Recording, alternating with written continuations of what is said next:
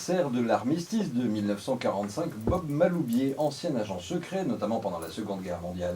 Bob Maloubier publie à 92 ans un nouveau livre intitulé Les secrets du jour J. Vous répondez à Florence Perruzin. Bonjour Bob Maloubier. Bonjour. On a l'impression qu'on parle énormément de la Seconde Guerre mondiale, de l'armistice et de tout ce qui s'en est suivi. Est-ce qu'il y a encore aujourd'hui des choses à apprendre ? Il y a toujours des choses à apprendre, puisqu'il y a des secrets qui restent latents et qui ressortent petit à petit. D'ailleurs, de toute façon, dans tous les archives du monde entier, vous avez des réserves, des droits de réserve, ce qui s'exerce sur 25, 50, 75 et 100 ans. Donc on n'est pas encore à la fin de la Deuxième Guerre mondiale, il en sortira encore. Vous en avez, vous, des secrets qui concernent la Seconde Guerre mondiale ? Oui, mais je ne peux pas vous les dire, puisqu'ils sont secrets. Vous pourrez nous les écrire peut-être et on pourra les connaître plus tard ?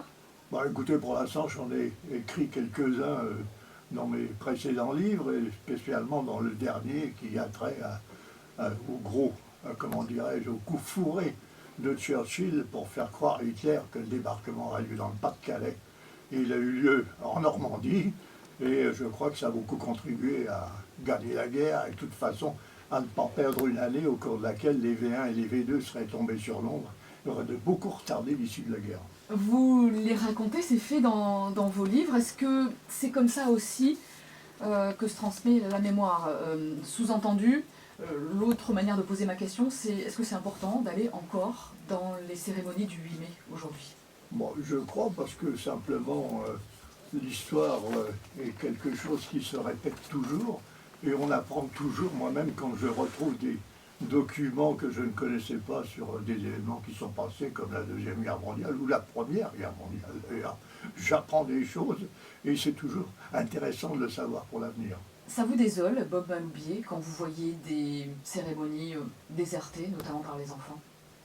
Bon, vous savez maintenant, il faut dire que la France, en France vous voulez dire, mais pas dans le monde, parce que n'oubliez pas que la France a dû avoir 100 ou 200 000 hommes sous les armes à partir de 1942, alors que les Anglais ont eu 4 millions d'hommes et de femmes sous les armes. Donc l'Angleterre, quand nous y étions, c'était déjà la guerre perpétuelle, parce que c'était des bombardements, et dans les familles, il y avait toujours un disparu, ou quelqu'un qui faisait la guerre, tandis qu'en France, je sais bien, il y avait la résistance, mais quand même, c'était pas la même chose.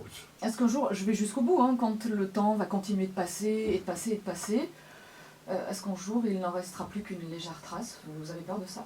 Il reste toujours une trace de Waterloo, si vous voulez. Il restera une trace de Napoléon, et même de Vercingétorix, donc il restera certainement quelque chose. Je pense que le nom de De Gaulle et de Churchill perdureront autant que celui de César et de Vercingétorix.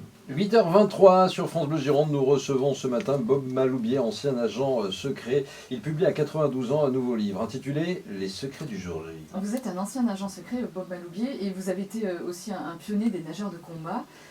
Près de 70 ans plus tard, est-ce que vous avez l'impression d'être un héros, en tout cas d'avoir participé à quelque chose d'héroïque ? Je ne suis pas un héros du tout, simplement, le temps ayant passé, il y a beaucoup de héros sont morts. Quand il reste quelqu'un qui a fait la guerre, il devient obligatoirement un héros. Et du coup, ça lui met sur les épaules une pression supplémentaire pour en parler et transmettre encore plus ? Ça ne me met pas de pression du tout, non. Non.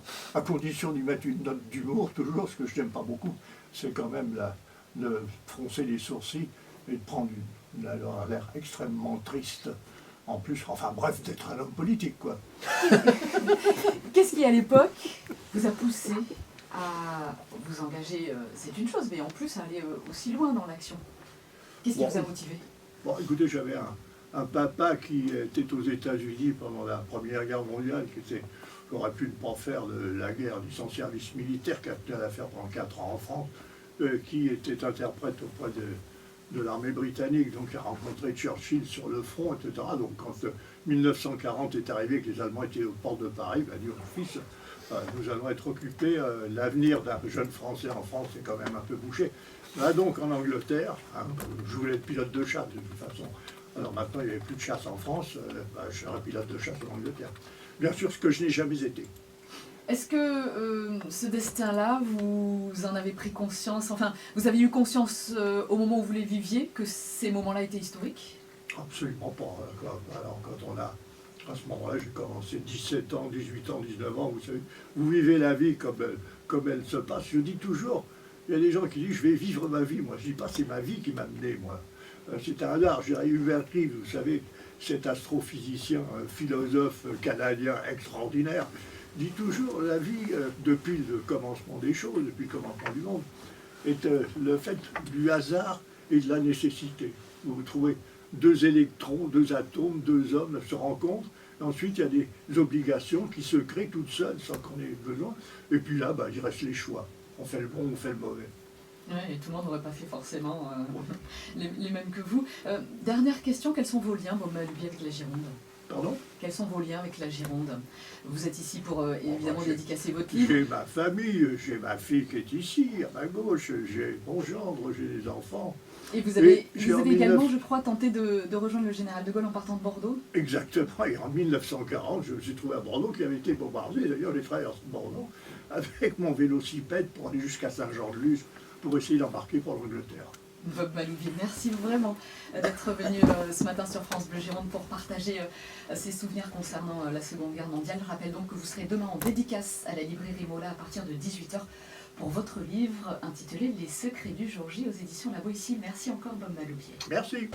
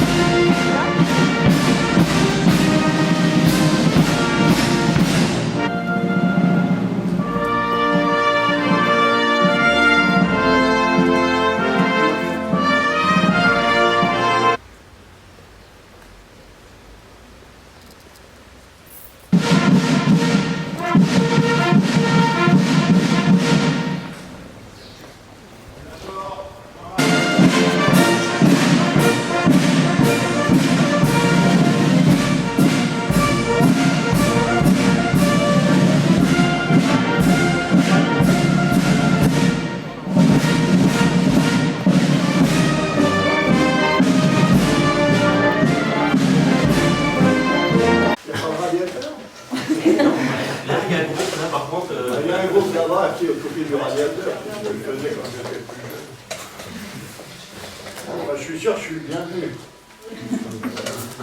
Parce que ça vous évite une heure de cours. On a écouté un Goschnock, on va pouvoir faire dans le coin. Vous allez avoir tous. Il y en a quelques-uns qui sont debout maintenant, mais ça ne va pas durer. Je vais voir les petites têtes qui vont se baisser quand ils vont s'asseoir, parce qu'ils sont fatigués de naissance. Alors, de quoi vous voulez que je vous parle, en fait? Vous pouvez dire rien? Je peux m'en aller.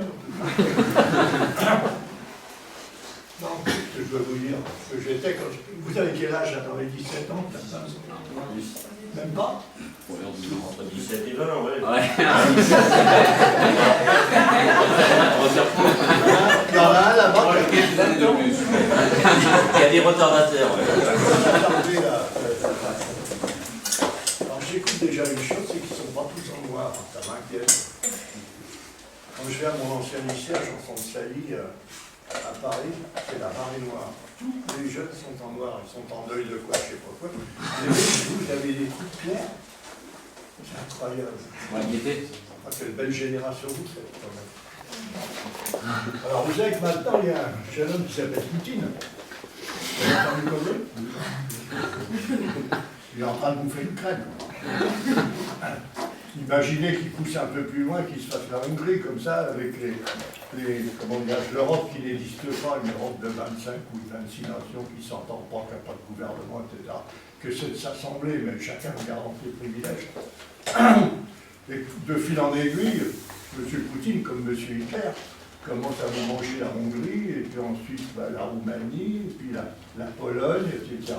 Puis arrive chez vous, à Bordeaux, et tout d'un coup, vous avez les armées russes qui descendent.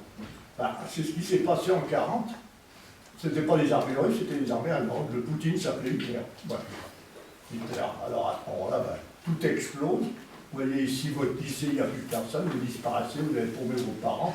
Et comme vous êtes intelligent, à 17 ans, vous vous trouvez dans la rue, avec une ligne de démarcation parce qu'ils occupent le nord. C'est pas des gars avec une swastika, mais c'est des gars avec une faucille partout maintenant. Ça n'a pas beaucoup changé. Et là, vous dites, bon, il faut faire quelque chose.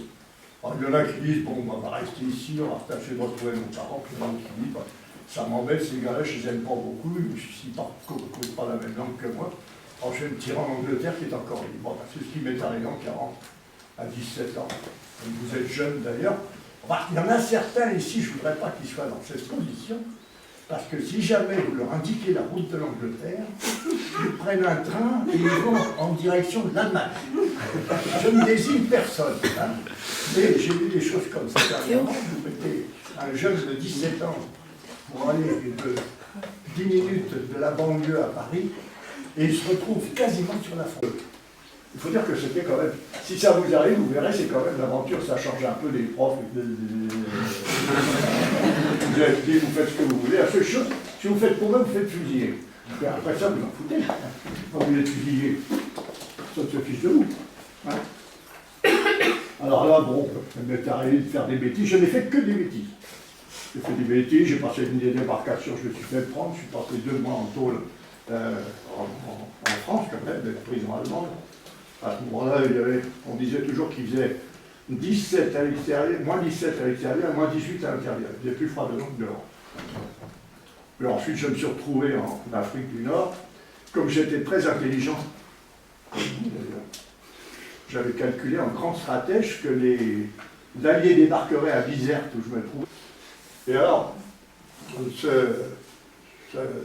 5 juin 1944, déjà il y a quelques années, je crois, il y a 70 ans, ou un machin comme ça, on est donc parti, et généralement les vols, quand on a un long vol comme ça, parce qu'à l'époque, pour aller jusqu'à Limousin, il fallait environ 4 heures de vol, traverser la côte, etc., se maintenir à une bonne altitude pour échapper à la DCA. Alors, on avait l'habitude de jouer au poker. Donc, on mettait un gros parachute comme sous les fesses comme siège. Et puis, on a tapé le carton jusqu'à Limoges. À Limoges, on est arrivé. En principe, il devait y avoir le maquis devait nous réceptionner avec des lampes en dessous. Il n'y avait personne. Le capitaine a dit oh. Puis, on est rentré, boudoudou, à travers tout ça. On est rentré dans une base. On s'est posé. On est allé se coucher. Il était 6 h du matin, à peu près. On s'est allé se coucher. Tranquille. Silence. Et le lendemain matin, c'est là que j'ai vu le Batman, c'était l'ordonnance, a glissé un journal sous la porte où il y avait marqué avec des chiffres comme ça, 10 D, on a débarqué en France. Donc je peux dire que, je vais le dire d'ailleurs, puisque je vais sur les plages de débarquement de 6 juin, dire que quand même je suis probablement le dernier survivant à avoir fait le jour J sans rien savoir. J'ai fait le jour J, mais je ne savais pas que j'étais. Alors maintenant, à cause de ça, je suis devenu un héros. Ouais, ça ne m'a pas coûté cher. Hein. Bon, après ça, on est parti dans ces maquis communistes, on a attaqué la Reichsreich, une grande division blindée. Une division blindée allemande, vous savez, c'est 20 000 hommes, 3 000 véhicules, des gros chars, des petits chars, des chars, le long des routes du maquis. Mais la Reichsreich a pris 19 jours pour remonter jusqu'en Normandie au lieu de 32-3 jours à cause de toutes les attaques qu'il y a eu sur les routes. Donc on nous a dit qu'on était très bons, qu'on avait retardé et qu'on avait aidé au débarquement. Voilà, c'est comme ça que ça s'est passé, donc il y a 70 ans de ça. Ensuite, je suis rentré après ma mission en octobre en France, puis comme je m'embêtais, je suis allé chez la même section des services spéciaux, ça s'appelait le service de Secret Operation Executive, c'est-à-dire l'opération secrète qui appartenait à Churchill. C'était son petit service secret, nous n'étions que 300 et quelques dans ce service, dont maintenant il reste 3. Et après ça, je me suis dit, je vais m'occuper, je suis parti chez les Japonais. Voilà. Alors je suis passé par les Indes et j'étais parachuté à la Roland-Garros pour faire la guerre contre les Japonais, mais le temps avec tous les délais, l'entraînement, etc., je suis arrivé 15 jours avant la fin de la guerre, ce qui m'a valu quand même un certain succès au Japon, à Tokyo. Ils m'ont fait un manga, d'ailleurs j'ai un manga de 14 pages que les journaux japonais m'ont fait, parce que là j'avais une conférence de presse et les Japonais m'ont dit « Vous êtes venu attaquer notre empereur ?» Oui. Alors les Japonais, oui. Qu'est-ce qui s'est passé? J'ai dit à partir du jour où l'empereur a appris que j'étais parachuté et qu'il allait perdre la guerre, il a déposé les armes. J'ai eu un franc succès. Bon, maintenant, puisque c'est quand même bientôt le débarquement et que je viens d'écrire un livre aussi merveilleux que mes précédents, bien sûr, parce que je suis très talentueux, n'est-ce pas? J'ai écrit un livre sur toutes les astuces qui ont été déployées par les Alliés pour faire croire que le débarquement qui a eu lieu en Normandie aurait lieu dans le Pas-de-Calais. Il y avait un certain nombre de plages de débarquement qui étaient réservées aux Américains, à des Américains, aux Canadiens et aux Anglais. Les Anglais débarquaient à Ouistreham et les Américains débarquaient beaucoup plus haut dans le Cotentin. D'ailleurs, la plus mauvaise plage qui soit, parce qu'ils ont débarqué dans les falaises, ils ont dû faire l'ascension des falaises en parapente, en rappel, etc. Il y a eu beaucoup de morts, de toute façon. Alors que du côté de Ouistreham, c'était quand même plus simple, c'était sur une côte plate, etc., où il y avait très peu d'abri. Et relativement peu d'ouvrages de défense du mur de l'Atlantique. Ça a été le meilleur moyen. Deux questions, vous n'avez pas raconté tout votre livre, mais je veux dire, après la guerre, qu'est-ce que vous êtes resté dans l'armée, vous avez J'ai vécu l'existence monacale. Voilà. Alors, je suis passé une fois que j'ai gagné la guerre contre l'empereur, j'ai mis l'empereur à genoux au Japon. J'ai rejoint l'armée française, j'étais l'armée britannique. J'ai rejoint l'armée française, puisque les services britanniques, la guerre terminée, ils ont fermé. Et je me suis trouvé dans les services secrets français, où j'ai continué à faire des bêtises pendant une bonne dizaine d'années. D'abord, on a voulu reconstituer, à ce moment-là, vous savez que la France était exsangue, elle n'avait pas grand-chose. On a voulu reconstituer les services secrets français, donc ils ont pris les survivants des agents secrets vétérans comme moi, mais un vétéran. J'étais vieux qu'à l'époque, j'avais 21 ans quand même, donc j'avais une grande expérience.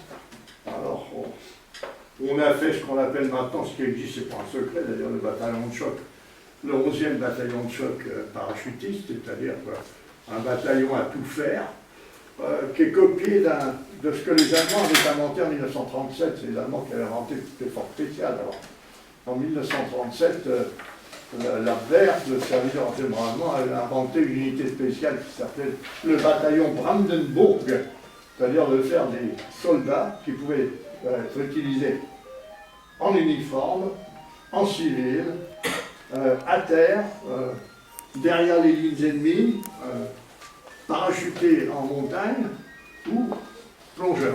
Voilà, ça a été le Brandenburg. Donc, ça a beaucoup impressionné les Alliés pendant toute la guerre qui n'avaient pas ça. Ils ont fait les SAS, on a fait le SOI, c'est-à-dire qui était un service secret auquel j'appartenais, etc. Puis, je veux dire qu'après la guerre, les Américains, à ce moment-là, eux aussi, ils se sont dit on pourrait faire des Rangers, c'était la copie, si vous voulez, du Brandenburg. Et nous, c'était le 11e choc, et les Anglais ont fait les SAS et les SBS. Les SBS qui sont les nageurs de combat anglais, voilà. Alors, quand on s'est retrouvés, je suis arrivé en France après de rentrer de l'Extrême-Orient, après d'avoir mis l'empereur à genoux. Je suis rentré en 1946 et j'ai participé à la formation de ces 11e bataillons de choc. C'est-à-dire, il y avait tout à faire, parce qu'on ne savait pas. Alors, on s'amusait à faire des parachutages dans l'eau, à faire des parachutages, des sauts spéciaux, des trucs comme ça, à naviguer, à tirer. On avait récolté des bazookas, 700 bazookas allemands qui avaient été entièrement bazookas, etc. Bon, ça s'est passé à Montlouis. Montlouis, ça se trouve sur la frontière espagnole. C'était la base où on était 4 venus de Paris, il y avait une douzaine d'officiers sur place, il n'y avait pratiquement pas de soldats.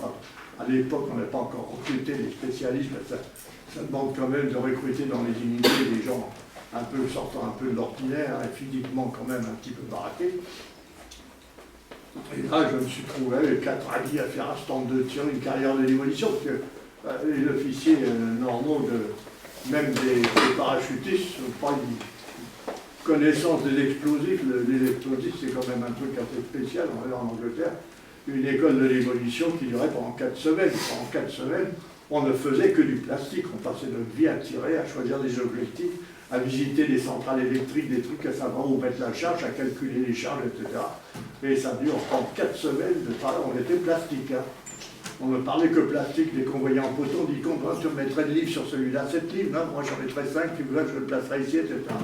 Moi je me souviens une fois, on rencontrait à Piccadilly dans le truc, il y avait une jolie fille, et celle-là, combien tu lui mettrais de plastique dessus 250 grammes par fois.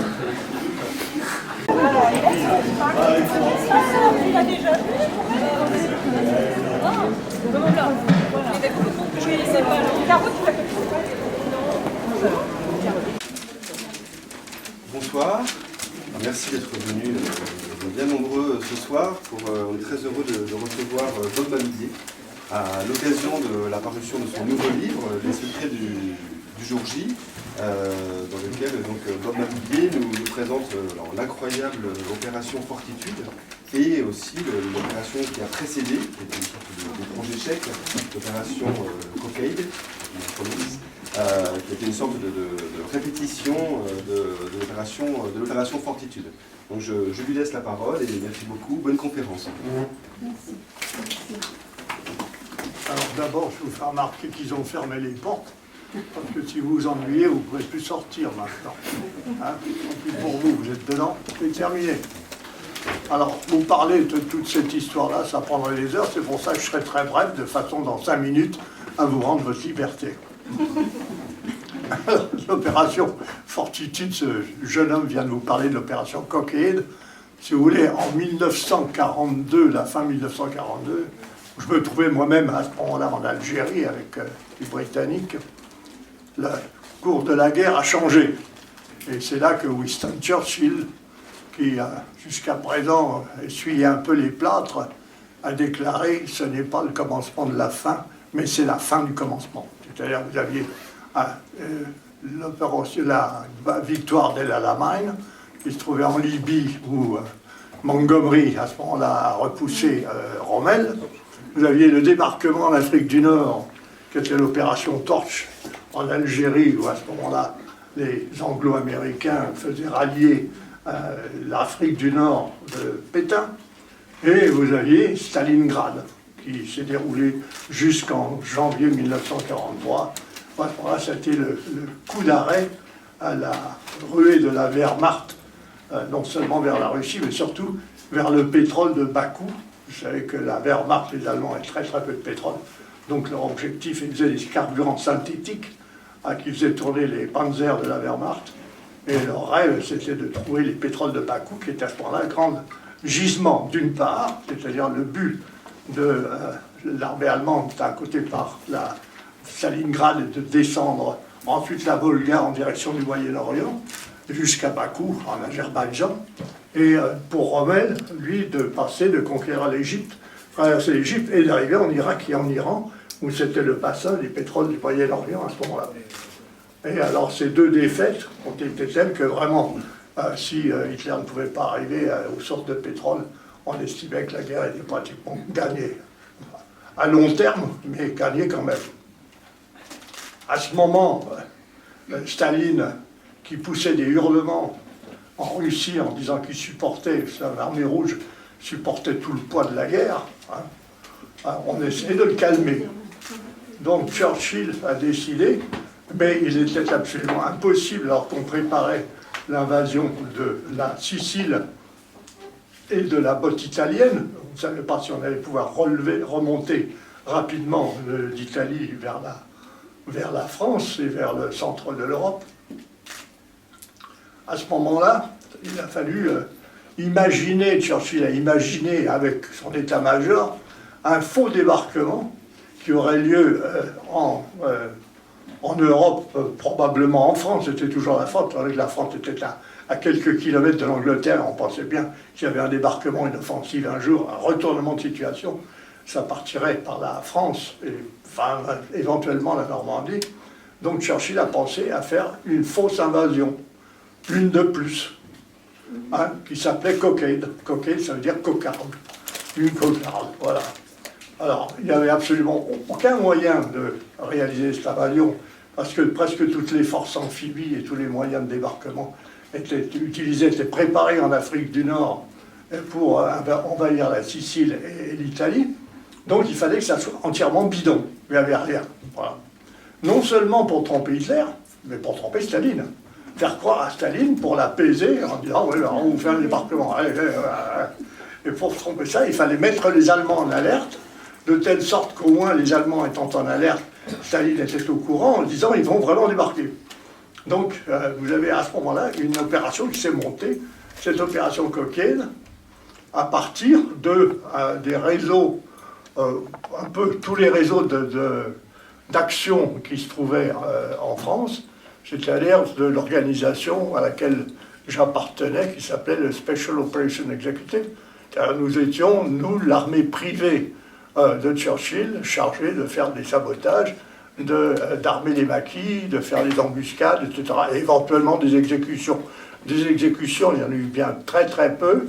Enfin, exécuter des hauts dignitaires allemands, si vous voulez, sauf le seul a été Heydrich. Heydrich, qui était le gouverneur de Tchécoslovaquie, qui était pratiquement le numéro 3 dans le Reich, après Himmler, devant Göring sûrement, qui était un sadique et un extraordinaire, et sur lequel Hitler comptait, après avoir, comment dirais-je, exploité la Tchécoslovaquie, qui était à ce moment-là l'arsenal du Reich. Vous savez que la Tchécoslovaquie, avant-guerre, avait des usines importantes comme Tatra, Skoda, et les usines de Brno, et même le fusil mitrailleur anglais en service dans l'armée anglaise s'appelait le Brengun, parce qu'il avait été à l'origine, c'était des plans tchèques. Donc Heydrich était en Tchécoslovaquie, à Prague, gouverneur. Il a absolument réalisé, si vous voulez, l'esclavage de toute l'industrie tchèque. Tout ce qui se fait, d'autant plus qu'elle se trouvait, à ce moment-là, la Tchécoslovaquie se trouvait très près du front russe, ce qui lui permettait d'avoir des armes et un arsenal tout près du front contre Staline, et ensuite de faire, si vous voulez, un espèce d'exemple de ce que pouvait être une nation absolument à la botte du Reich, et ensuite Heydrich devait se déplacer en France, faire la même chose de la France, c'est-à-dire faire de la France, non pas ce qu'elle a été, c'est-à-dire occupée en deux zones, un peu relativement, l'occupation n'a pas été trop brutale en France comparativement à ce qu'elle a été par exemple en Ukraine, en Tchécoslovaquie ou ailleurs, et de faire de la France également à ce moment-là un magasin, un grenier pour l'Allemagne, une réserve d'armement, etc. On aurait été, ce qu'était la Tchécoslovaquie a été à ce moment-là.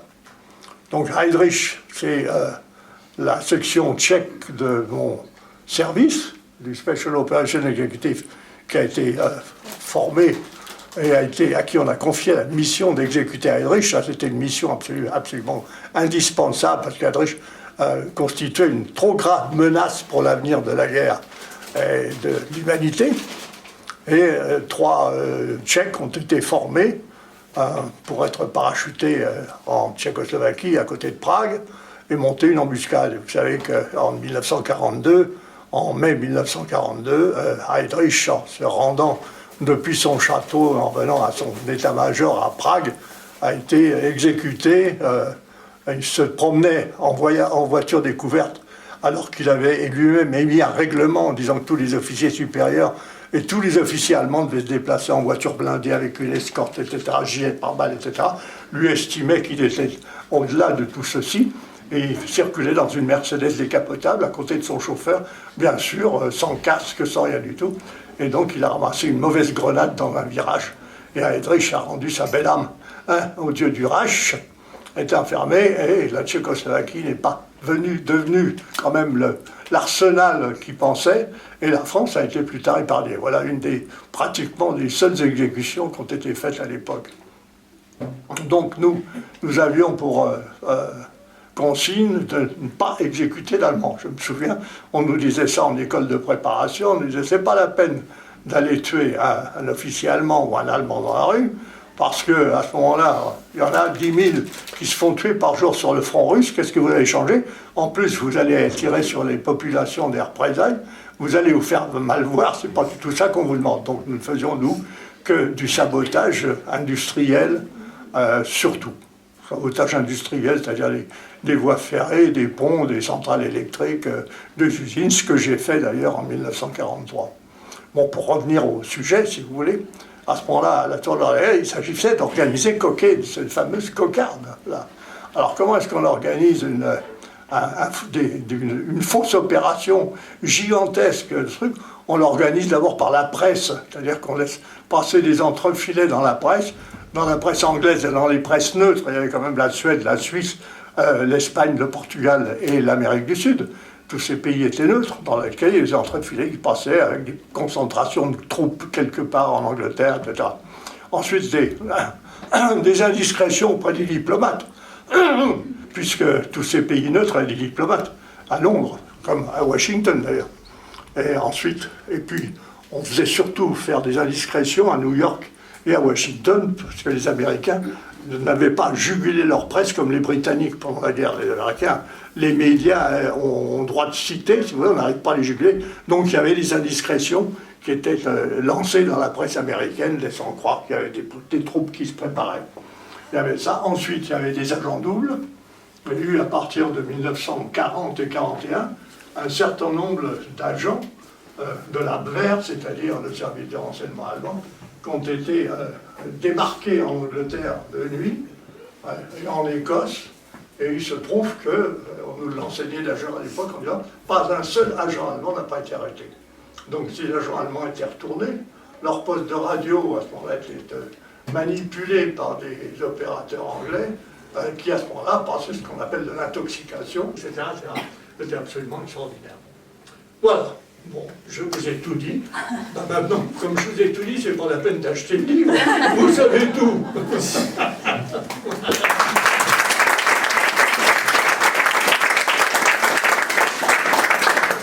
Si jamais vous avez des questions intelligentes à poser, je vous écoute.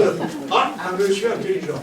Que pensez-vous de la venue de Poutine sur les plages du département? Bah écoutez, c'est assez drôle parce que j'ai fait ce matin un petit speech dans un collège, dans une institution de jeunes gens en fin d'études, des jeunes gens arrivant au bac, justement, sur un peu ce que j'ai fait pendant la guerre, c'était pas exactement sur le débarquement, etc. Et comme parallèle, pour leur faire comprendre comment on arrive à être agent secret, je leur ai dit, bon, imaginez que Poutine ait pris l'Ukraine, simplement sans que personne ne réagisse. Ce qu'Hitler a fait. Hitler a commencé d'abord en 1934 à envahir la Rhénanie. On a dit, Albert Sarraut, notre président, a dit, je ne tolérerai pas, puis personne n'a bougé.